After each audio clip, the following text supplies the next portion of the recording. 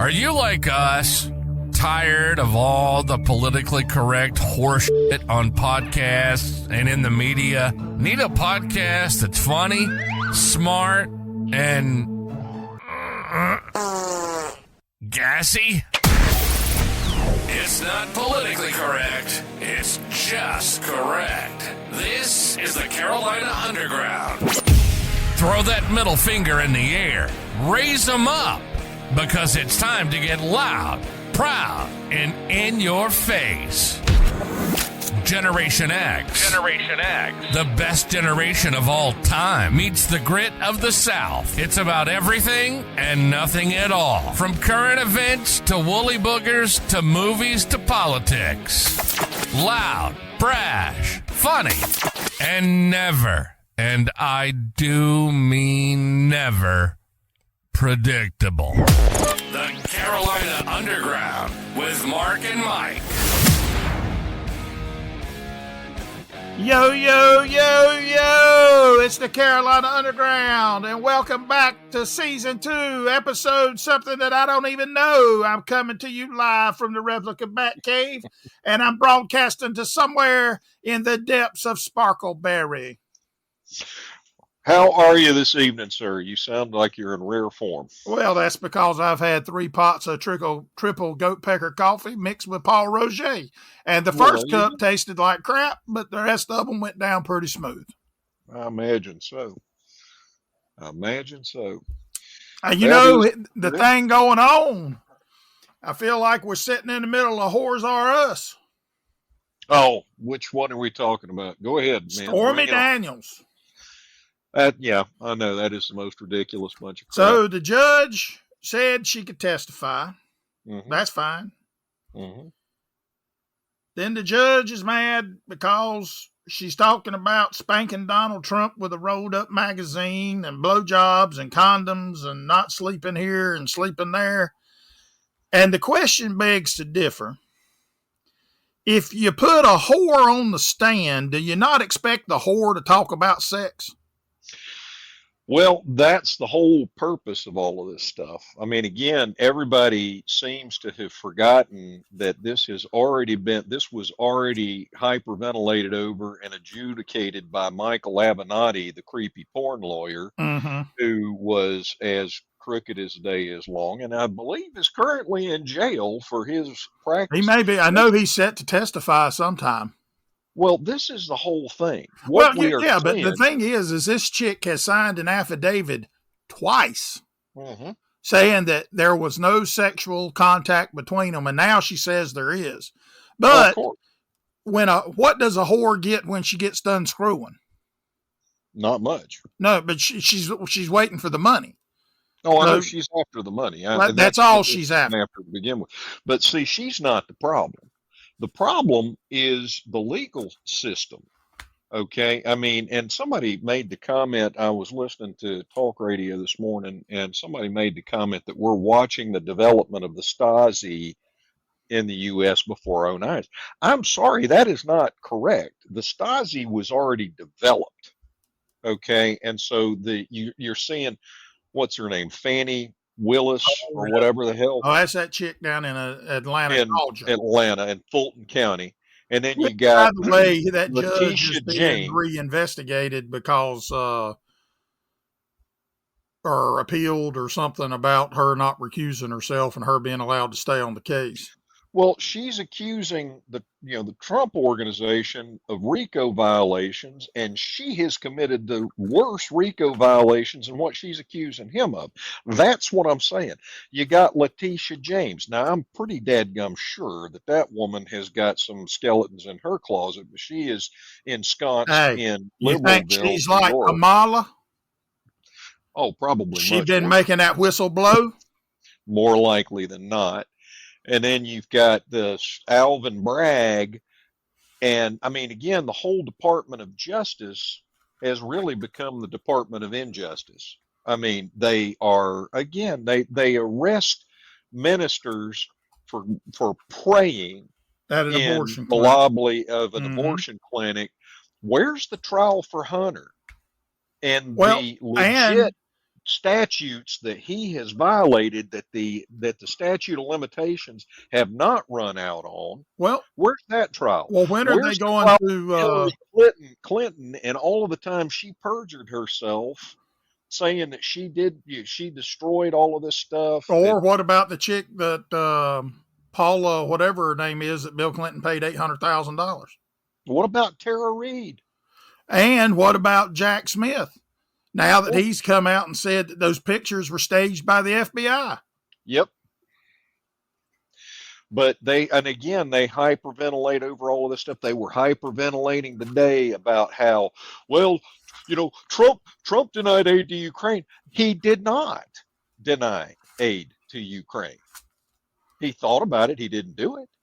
No, but what they were all accusing Donald Trump of doing, Joe Biden's just done to Israel. He did. The whole thing they accused Trump of during the sham impeachment was of trying to leverage his position to get dirt on Joe Biden and doing a quid pro quo. And they have documented video footage of Joe Biden as the vice president over Obama during the Obama nation, where he admitted on camera that he did a quid pro quo to bail Hunter out of a jam, because Hunter was going to wind up being investigated for all the criminal stuff he's done. Because he's a criminal. Well, they're all criminals. This is the point. And that's why I keep harping back on the fact that we've got to, where we live currently is we have got, it doesn't matter if you're a Democrat or a Republican, we have at the federal level, we have a government and an entrenched bureaucracy of people who do not give a tinker's damn if the citizenry is able to survive or not. As long as they can keep siphoning resources and money off. Well, one of the things I've thought about a million times, why do they have all these homeless encampments in San Francisco and places like that, and these gorgeous high dollar, high value places? Okay, because the federal government, the state governments in these great big blue areas, they want your money and resources, especially these high dollar, fancy resources, and they want to buy them for pennies on the dollar. So they're going to take away your security. They're going to take away the security for your family. Mm-hmm. They're going to put all of these illegal aliens in there because their concern is holding on to power, siphoning the resources off of the citizenry and population of the United States. They don't care which. They don't give a damn if you're a citizen or not. If you're a citizen, you're a rube. Okay, if you're not 100% bought in to their nonsense, and then of course they go through all of the stuff and keep everybody spun up over abortion rights and reparations and all of this other nonsense. And the whole purpose is to keep everybody so pissed off at each other. Well, and then don't forget the LGBTQ LMNOP. Yeah, the alphabet soup people. I know. But the thing is, all right, with, every time anti-Semitism raises its head, okay, it is the canary in the coal mine. All right, because the very next group that is going to be persecuted after they get done persecuting the Jews is the Christians. Because remember, our Lord and Savior Jesus Christ was a Jew. Yes, he was. Okay. And so it's the Judeo-Christian do unto others as you would have them do unto you ethic that is missing from everything else. Islam says if you're Muslim, you're better than everybody else. And you can treat them any way you want to, even upon killing them, and it's not a crime. Well, the do unto others as you would have them do unto you. I have kind of adapted to that for today's society. All right. To now, I'm not going to live by do unto others as I would have them do unto me. I'm going to say, just hold my halo, and I'm going to do unto them what they've done to me. Well, and that's the whole point. Everybody, this stuff, and I know this isn't going to get a whole lot of positive reviews to anybody that's listening, but this stuff all started under the Obama administration. The minute that man stood there and said, this is not a Christian nation anymore, that's exactly what they're trying to do with all of this illegal border crossing shit. They're bringing in the dregs and the garbage from every corner of the planet to destroy the largest and formerly most powerful Christian nation on the planet. And so, this is all at the federal level. They're all puppets of the globalists like Soros and Bezos and Gates and all of those others. And the ones that are really scary are the ones whose names we don't know. Okay. Right. Because those are the puppet masters controlling the federal government and the federal bureaucracy. The federal government and the federal bureaucracy are the useful idiots. And that goes back to the wolf wouldn't be nearly so powerful if he didn't have accomplices amongst the sheep. So those useful idiots are the accomplices amongst the sheep. Well, then you roll back and you go, well, wait a minute. Our state senators ought to be saying something. They represent us, don't they? Well, no, they don't. Well, shouldn't our state legislature be saying something? Well, they don't much give a damn either, if you really look at it. So the point being, the legal system is corrupt from top to bottom, from absolute top to bottom, and it needs to be flushed out and reevaluated with new blood, and there need to be some restrictions on this crap. And it needs to go back to a point where justice is blind and you are treated equally under the law, which we definitely do not have. If we were treated equally under the law, Chuck Schumer would be in a courtroom right now. Joe Biden would be in a courtroom right now. Jerry Nadler would be in a courtroom right now. And you can just go through the list of every one of these guys. I mean, again, I do hope Joe Biden writes a book, though. You wouldn't be able to read it. It'd be gibberish. Well, it's just like Hillary Clinton's and Michelle Obama's and the drivel that Barack keeps churning out. Mm-hmm. I keep them next to the toilet and use them for toilet paper. Well, yeah. I mean, that is, if we have another toilet paper crisis, that's a good thing to have. Yeah. But, I mean, again, the thing of the matter is, you'd have to be not just blind, but deaf, dumb, and stupid to not see how one-sided the justice system is now, or the legal system. I hate to even call it the justice system, but it's rotten from the very top all the way down. And I mean, again, that's the same thing that happened in the French Revolution and whatnot like that. The first order of the French Revolution was first kill all the lawyers, and mm-hmm. Of course, I would have been happy back then because Marie Antoinette just said, let them eat cake, and I like birthday cake. Well, that's true. It's funny, though, you bring up it's a Christian nation. Well, we were. Well, we were, and I think right now we kind of still are, where we're on the slide down of the mountain, but it can be turned around. We just got to put our brakes on. But mm-hmm. I'm going to bring you attention to a Bible verse. Please do. Now, I'm not going to preach tonight because Lord knows I know some of y'all out there need to hear the word, but I'm not going to bring it to you tonight. Mm-hmm. I don't feel comfortable preaching the word of God on 3 Goat Pecker coffee and Paul Roger. Understood. But the verse I want to read to you is from the book of Luke, chapter 2, verse 1.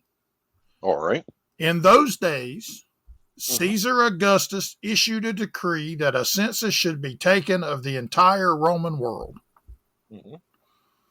Well, I was perusing one of my favorite magazines, and I think it's one of yours as well, Popular Mechanics. Mm-hmm. And they have recently unearthed in an archaeological dig the actual villa in the shadow of Mt Vesuvius that was and belonged to Caesar Augustus. Okay. And they believe that it is where his final resting place is. All right.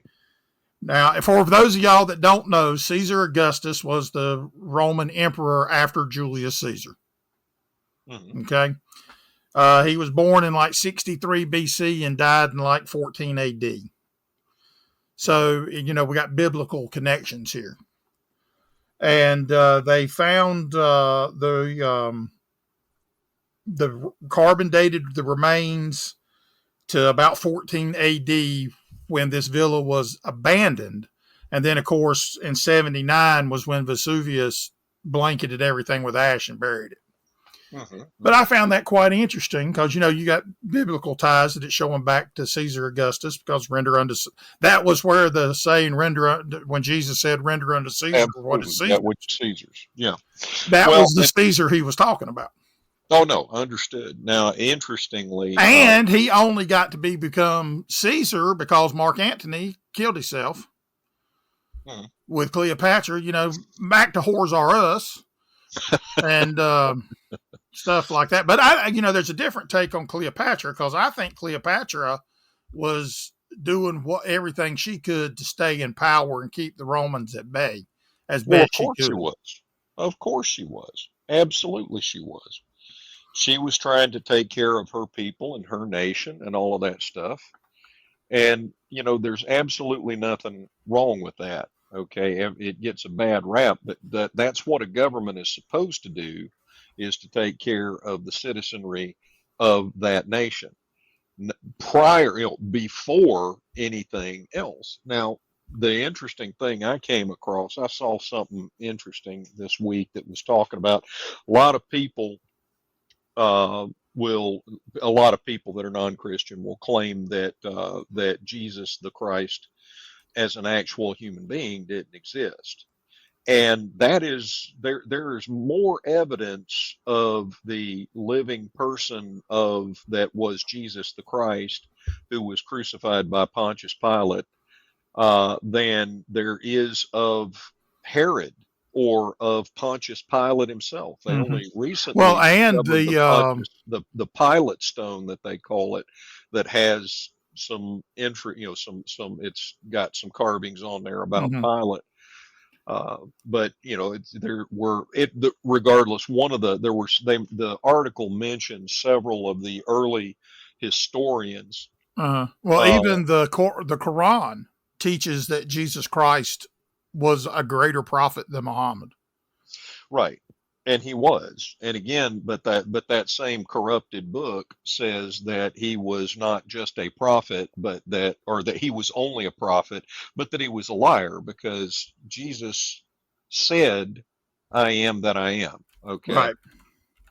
I am the Son of God. Okay. And so he can't, that's the whole thing. That's why the whole bit about the corruption of Muhammad's teachings by Uthman al-Ibn, who codified the Quran, it's so glaringly obvious to me once I came across that bit of information, because they talk about the previous gospels being corrupted, but then they contradict themselves, because you got to believe the Gospels if you're a Gentile. You got to believe the Torah if you're Jewish.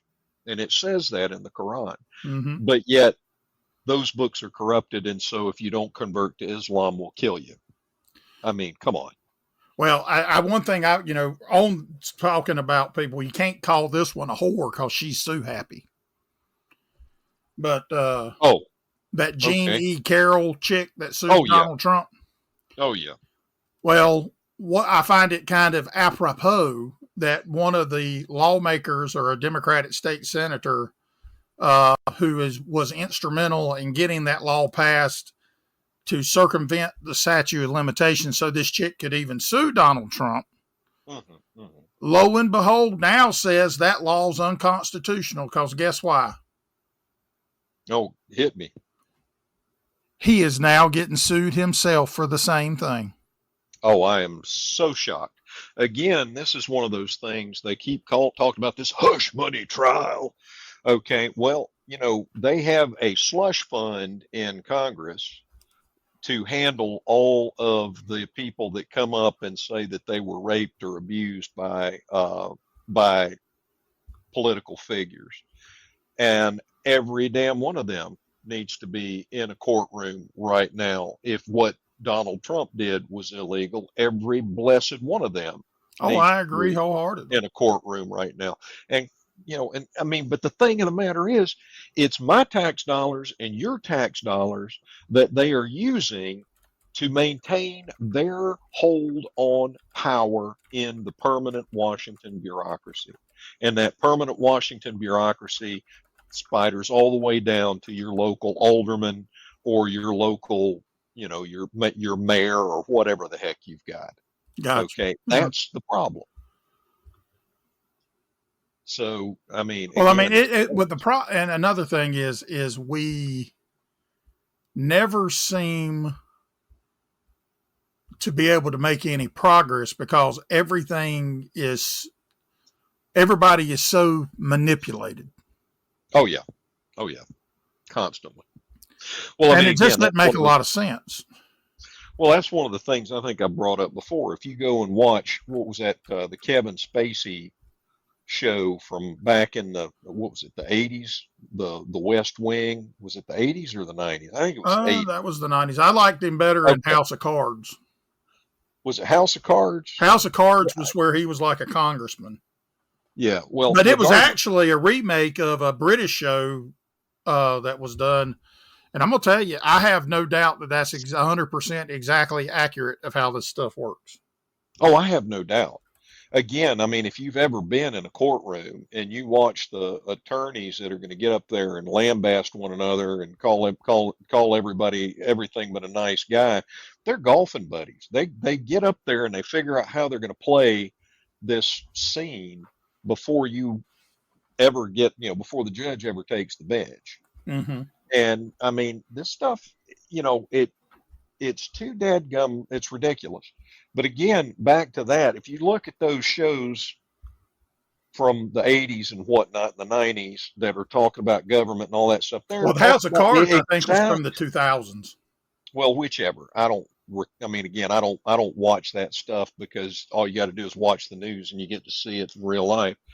But all of that crap, all of the issues, all of the hot button agendas that everybody is beating each other up over are the exact same things that they're keeping in the news right now. Okay, the only one of them that has any validity of all of those shows is the economy and what they're doing to the citizenry of the United States. That's the one that has validity. The other one that has validity that they don't dare breathe a whisper over is how corrupt they have become and the fact that there is no justice if you're not on the right team. Mm-hmm.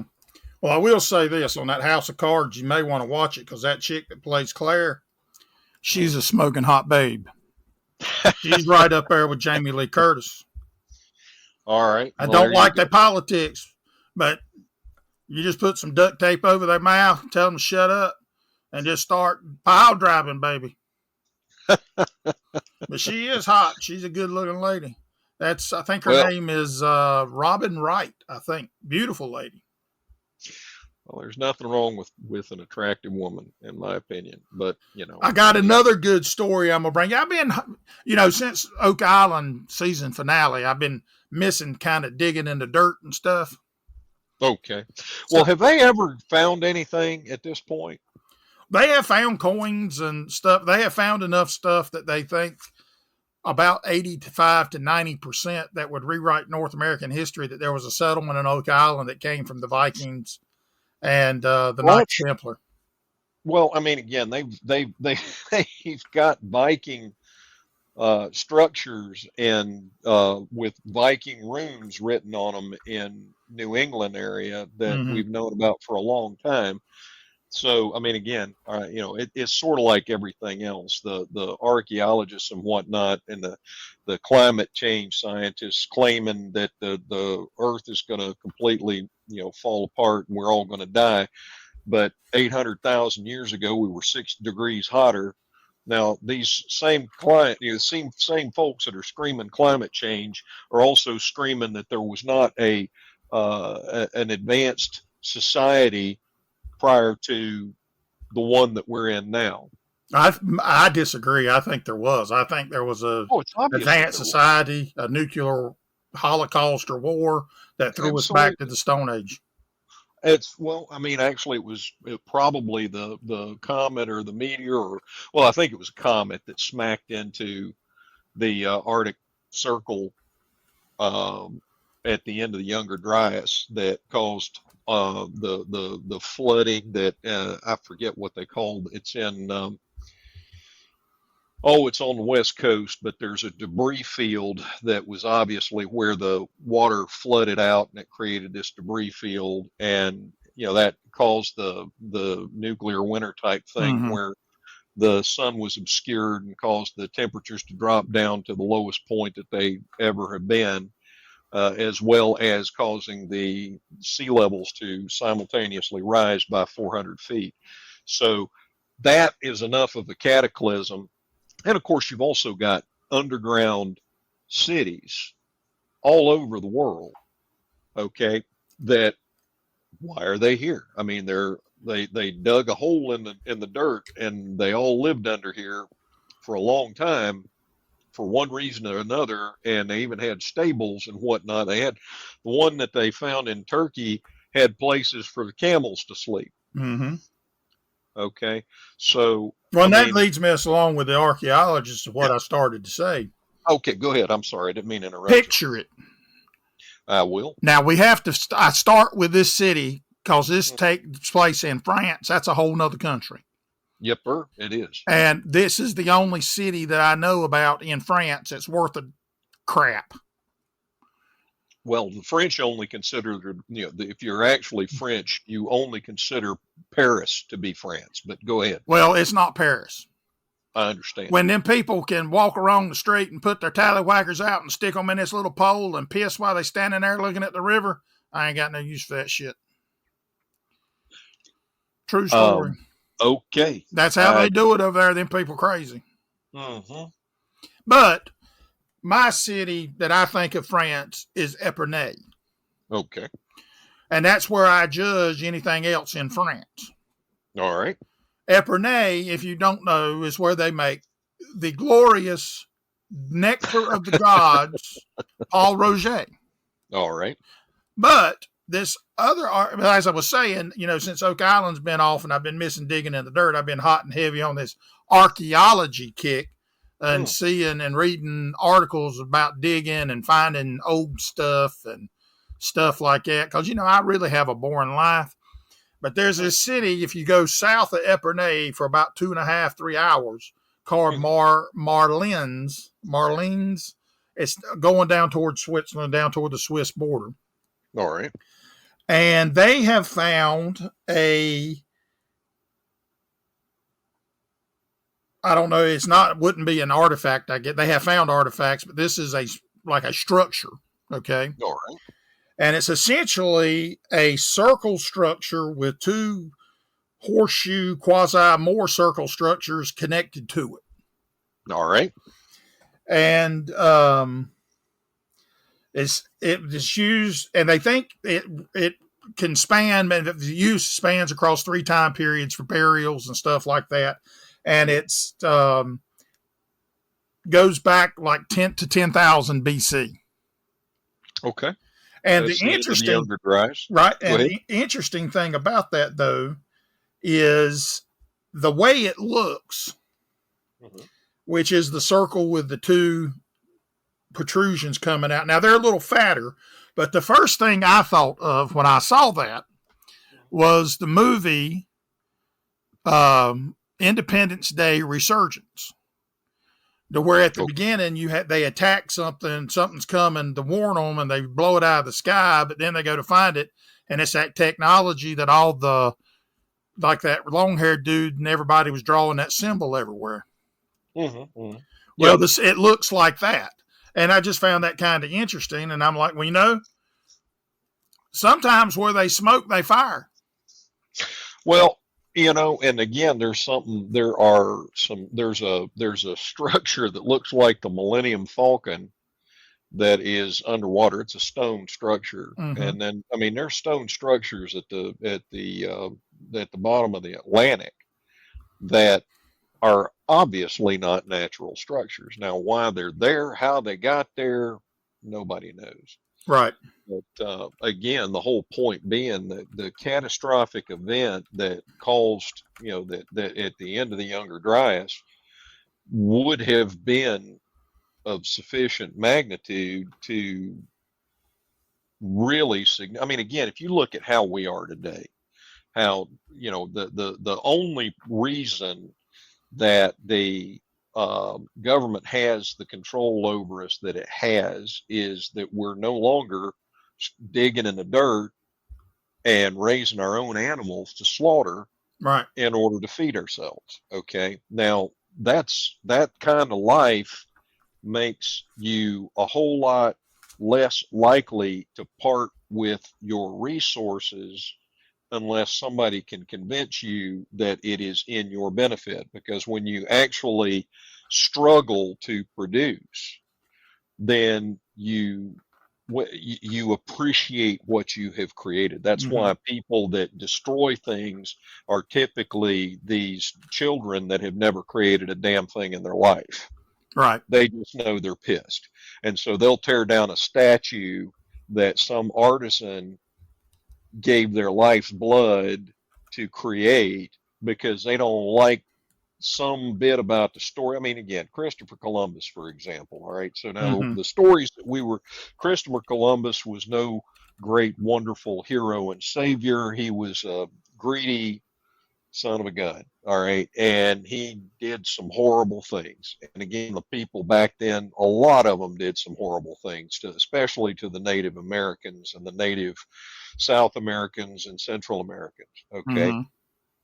People tended to do terrible and awful things to each other a lot more in the physical realm. Now they do it in a financial realm. Mm-hmm. But you got all of these folks who have made all of their money by screwing around with the pennies at the end of the dollar. I thought you was going back to Stormy Daniels.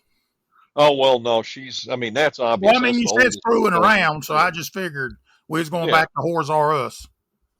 Well, I mean, at some point you have to say that that's what it is, because I mean, she's only thinks she has a value. Her intellect is not of value. Her obviously her personality is not of value. So the only thing that she has of value that she can trade is her looks. And well, I didn't think she's all that pretty because she's looking kind of old to me. Well, it looked like she. What's the old saying? She's been rode hard and put up wet. Well, I imagine that's, well, if your occupation is porn star, I would say that's a pretty likely chance that you've been rode hard and put up wet on more than one occasion. But we get in all kinds of topics here. Yeah, but again, the whole I've lost track of my point. Well, I'll bring up another point that I'm going to tell you about something that I bet you never even thought about. Okay, we're going to go back to one of our favorite cartoons, or my favorite one anyway. Okay, Avatar: The Last Airbender. Avatar: The Last Airbender. All right. We all know Aang was the Avatar, right? Yeah. Mm-hmm. And then we all know that after that it was Korra, the next Avatar, right? Mm-hmm. Well, what if Korra wasn't actually supposed to be the Avatar? Okay. And I'm going to tell you why. I've been reading this stuff and I've been watching it. And if you picked up on some stuff, I think there is a fan theory that's been going around for a while. And I rewatched the episodes that are pertinent to it. Mm-hmm. And do you remember Yue, who was the Northern Water Tribe princess, right? Yeah. She with the one with the white hair. The one with the white hair, right. Yeah. So Yue this is based on the mystery of her birth as what they tell in the animated series. Right. So as a newborn, she was born silent and none of the healers could help. Mm-hmm. Almost like she was an alive body, but didn't have a soul because Aang had gotten frozen and the Avatar soul had not come to be reincarnated and connect with the body yet. And and she did not technically become alive until they put her in the spirit oasis, and the moon spirit gave some of its life to her so she could become a living force. Mm-hmm, mm-hmm. And then, of course, once that did that, her hair turned white and all that stuff. Mm-hmm. But it fits because if Aang had not been frozen for 100 years, right, he was 12 when he got frozen. Right. That would be about the time when most Avatar's life cycle was over. And it would be about the time she was born, would be about the time that Aang's life would be naturally ending. Right. So what you're saying is that Aang messed up again. Well, no. Well, he did mess up. And I'm going to tell you one thing. I have found this channel on Instagram, and I right now cannot think of it for the life of me, but it's got Aang and Zuko and Sokka and all them singing like Michael Jackson and stuff like that. It is, and the voices sound just like it. So if they're doing it with AI or they've got somebody that can actually do the voices, it is spot on. It is absolutely hilarious. But it makes sense because, some people don't like Korra. And I'm not as big a fan of the Korra, the next Airbender, as I am of the original. So that's just an interesting theory that I've looked at and read, and I was like, that's kind of interesting. Well, yeah, and again, so it shouldn't go from one airbender to another airbender. It should be. Well, yeah, but Yue was not an airbender; she was a waterbender. Right. I was agreeing with right. you. And then, so the next one, Korra, wouldn't have been the Avatar because after Yue, if Yue was supposed to have been the Avatar, the next one would have been an Earthbender. Right. Well, there you go. So it's just kind of interesting. Well, I mean, again, Aang, when he froze himself in that ice bubble, he kind of messed up a whole lot of stuff, didn't he? Well, he kind of made up for it.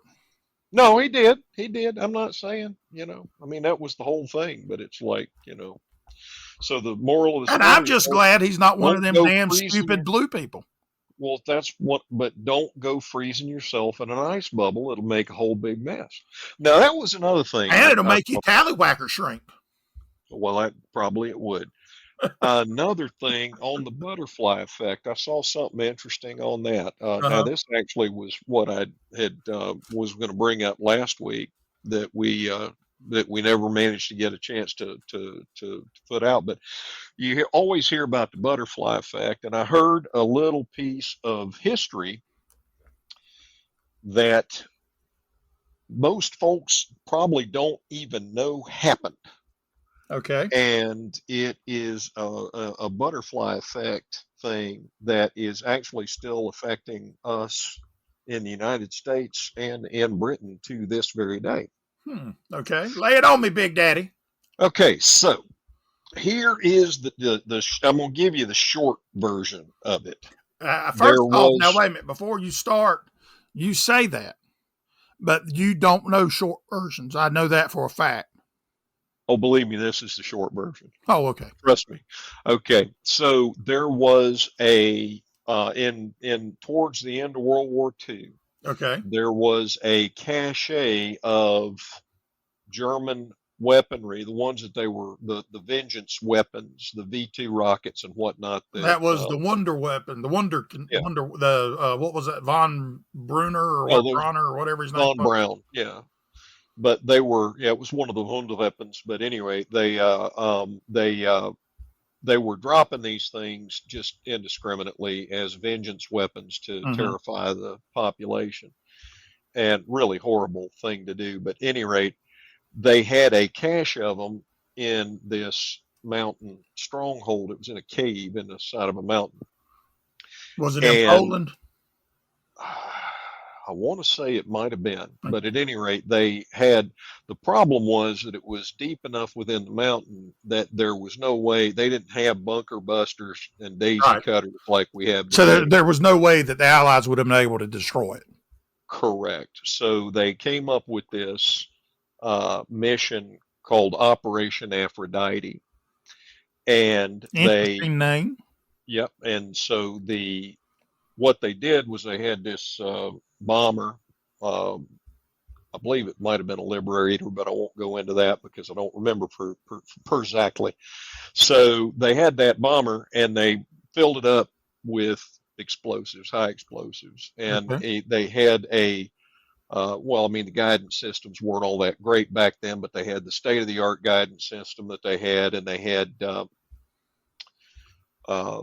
pilot and the navigator, and they climbed into this thing and off they went. Now, so the goal was they had this fuse set up where was a timer, and they would fly the plane to the course that they needed to, that the autopilot could take it into the mouth of the cave, and then they were to bail out. They would arm the weapon, bail out, and turn on the autopilot. Well, turn on the autopilot, then bail out.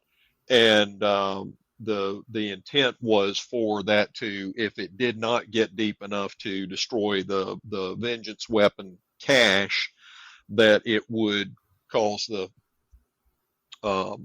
entrance to collapse, and at the very least give them a little bit of a breath so that they could find out another way to get in there, and keep somebody else from getting them.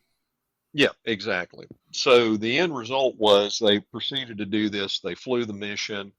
They got to the point where and what was supposed to happen was they were supposed to arm the system, and I believe they were supposed to shout "Tally ho." There was something that they were supposed to shout, and for some reason "Tally ho" stuck in my mind. So we're going to say that's what they said. I don't want anybody to come back and tell me that's not the case. They probably said "Tallywhacker." But at any rate, what had occurred was this was such a complex build that somebody inadvertently crossed a couple of wires. So when they flipped switches, it blew the plane up completely, immediately. Instead of setting a timer, it just set the thing off. Now, the irony of the whole thing is that the mission was completely unnecessary, because the shipment of the vengeance weapons had been destroyed a couple of days previously while it was being shipped. Now, you're probably wondering, what does this have to do with the price of tea in China? And the answer is that the commander of that particular mission was Joseph R. Biden. No, Joseph Kennedy, who was supposed to be the president. He was the heir apparent to the throne. He was John F. Kennedy's older brother, right? And he was the one that had. So is that the mission he died on? That is the mission he died on. That's kind of interesting, because I'm a fan of the Kennedy family. I'm not so much a fan of Robert Kennedy, since he said a worm's been eating his brains. But that's kind of interesting, because in history you don't hear a lot about that. You just hear he died in a mission, and his plane went down, and he was never recovered. It was Operation Aphrodite. That is actually pretty interesting. Well, see, you do have good topics that aren't crazy old soapboxes. Well, but the problem is that they all lead me back to soapboxes, because again, it's. Hey, we're only on 4, so your record is usually about 12, so we're doing good. I hear you, man. I hear you. But the bad thing is that is really interesting. I had never really, kind of glossed over it, because he died in the World War, and you never really kind of thought about it, because truthfully, since he died, he was kind of a footnote, or became a footnote in the life of JFK, to where you're exactly right. If he would have lived, he was the golden boy. I mean, his daddy, Joseph P. Kennedy Sr., was grooming him to be president of the United States. Absolutely was. That is really interesting. And I mean, again, and it's such a shame. I mean, first off, it's a shame that the electrician wired the bomb wrong. It's a shame that, I mean, there's so many things that are a shame with that whole thing. I mean, it was a tremendous shame that we were involved in the Second World War to begin with. But well, I mean, after they attacked Pearl Harbor, I mean, we didn't have much chance to attack them Japanese and teach them a lesson. Well, we were in the war prior to that, you know, because we were fighting. Well, we wasn't telling nobody; it was on the down low. Yeah, but you know, we were definitely involved in the war. I mean, just like we're involved in all of the unnecessary wars that are going on right now. Well, I mean, you know that you brought up that about Joe Kennedy Jr. And this doesn't have this. Well, does relate to that, but it's not, you know, into that. I did not realize that until I went there, because one of my favorite locations to visit is Chatsworth in the UK, which is the seat of the Cavendish family or the Duke of Devonshire and stuff like that. Well, Kathleen Kennedy, Jack's I believe the oldest sister, or was that Rosemary? Anyway, one of his sisters, the one they called Kick, actually was married to William Billy Cavendish, who was the Marquis of Hartington, who was in the Devonshire family. And he was the eldest son of Edward Cavendish, who was the 10th Duke of Devonshire. You know, and as you bring that stuff up again, it's one of those where there's this really incestuously small group of individuals that have been in positions of power going all the way back to William the Conqueror. 1066, baby. Yeah. And these are the forebears of the same dipsticks that we have calling the shots and running the game now. Well, you know what the lesson is, because we're running short on time. Hit me, boss. It's that whole group is just case in point of why you wear condoms and you don't sleep with your sisters or your first cousins, because the children come out retarded. Yep. Absolutely. And that we are closing the door on Whores R Us this weekend. And we're going to come back next week with a whole new topic. And if we didn't piss you off tonight, just come back next week and we'll do a better job to piss you off then. And that is the snout to the curly tail and everything in between. And let's go to Epernay and bathe in Paul Roget. Have a good evening. And we gone. All right, you crazy bunch of motherfuckers. Wait, can we say mother? Anyway, you've been listening to the Carolina Underground. It isn't politically correct, it's just correct. Our motto is, if you can't go balls deep, don't go at all. Actually, that's not our motto, and I'm sorry, I don't even know what that meant.